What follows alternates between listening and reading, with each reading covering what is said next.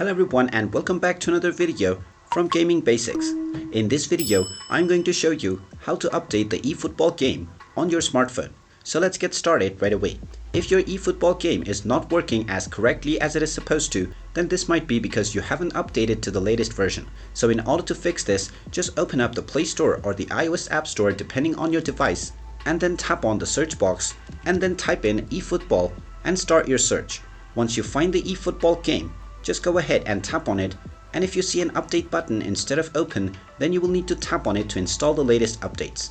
Go ahead and tap on the update button and wait for the installation to complete. And once the installation is done 100%, you will see the open button once again.